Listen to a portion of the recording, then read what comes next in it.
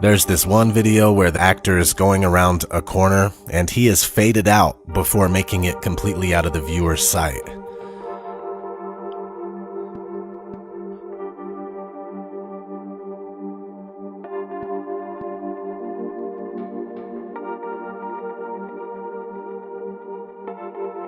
Let's not forget space bubbles.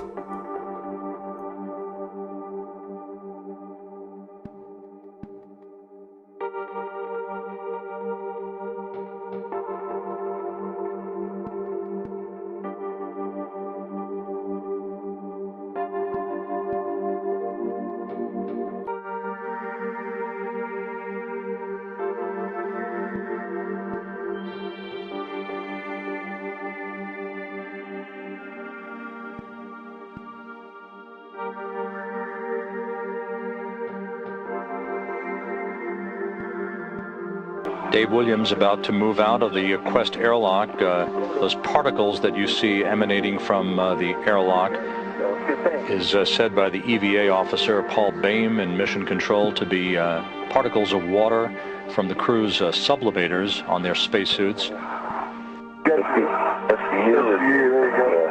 A little bit there. Okay.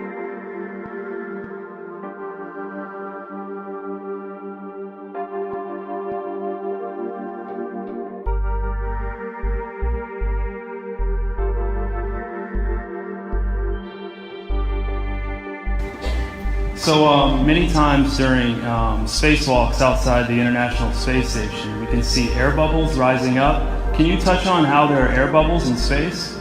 Can you be more specific? Air bubbles? So yeah, like a lot of times during the footage, the NASA footage, you can see bubbles coming up out of the helmets or kind of from underneath you. How do you explain bubbles in space? Yeah, I'm not sure exactly what you're talking about. Oh, and it just happens that actors train in an underwater tank.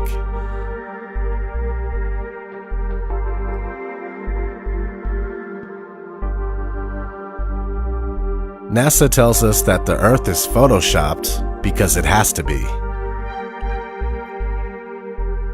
It is photoshopped, but it's has to be. Then There was another layer to sort of simulate the atmosphere. and then there's this little bright spot. It's called the specular highlight. So it's the reflection of sunlight off of water. Those are the pieces, but you can't just slap them all together. It just didn't look realistic. It looks kind of flat, or the clouds are sort of too see-through. So I just hit Command Z a lot. There's artistry to creating the world. What I imagine it to be. Unfortunately, I'm not an astronaut. I've never been to space.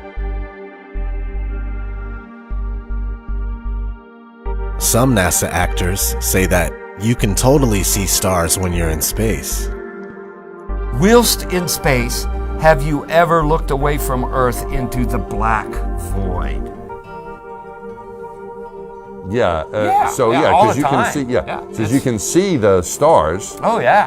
You know, and pretty much all the time you can see the stars. Yeah. It's not which a is the black cool thing. void. I mean, it's black, but there's all kinds of little polka dots. There's all the stars there, and the cool thing is about it, you can see it during the day. Yeah, you can, and there's more than stars. You can see planets. You can Right. see moons. You see the gas Magellan clouds of the you Milky Way see galaxy. the Magellanic Clouds. Magellanic. See, I just wanted the Magellan there's a large clouds. I one didn't and a want to small one, right? Yeah. And then you can see the zodiacal light. Whoa. But the NASA actors from 1969 say that you can't see the stars in space. We were never able to see stars from the lunar surface or on the daylight side of the moon by eye without looking through the optics. I don't recall during the period of time that we were photographing the Solar Corolla what stars we could see. I don't remember seeing any. You can see the stars. Oh yeah. You know, and pretty much all the time you can see the stars. I don't remember seeing any. NASA says that we can't leave low Earth orbit.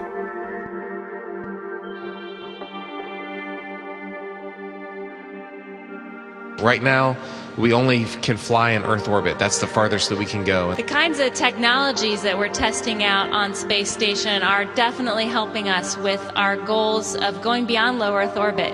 Early in the next decade, a set of crewed flights will test and prove the systems required for exploration beyond low Earth orbit. And this is really the beginning, I think, of human beings leaving low Earth orbit. One thing I really want your generation to embrace is that the Earth is a closed system. We cannot leave the Earth.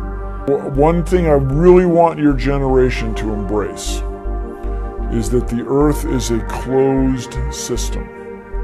We cannot leave the Earth. NASA tells us that they lost the 1960s technology that took us to the moon. I'd go to the moon in a nanosecond. The problem is we don't have the technology to do that anymore. We used to, but we destroyed that technology, and it's a painful process to build it back again. The ultimate destination is Mars. So if you gave me all the money in the federal budget today, I could not get a human to Mars. I think that what you're doing is taking a shot in the dark. You have no way of knowing if any commercial entity will ever be able to put a man in orbit, no matter how much money you throw at them. What you're doing is you're taking NASA's manned space program and making it a faith-based initiative. I yield the rest of my time. NASA also says that they lost the telemetry data for the moon missions. I haven't seen anything that indicates the telemetry data is even in existence, and as I said, even if we had it, we don't have the machines to play it back. Unfortunately, I'm afraid I can't really give you much of a clue as to where this data ended up and whether it still exists or not.